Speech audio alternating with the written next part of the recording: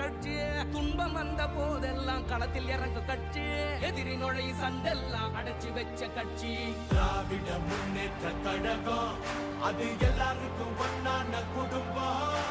திராவிட முன்னேற்ற கழகம் அது வந்தாலே துன்பங்கள் விலகும். எந்த சாவார்ந்தாலும் எங்களை ஆள முடியாது. இது தமிழ்நாடு.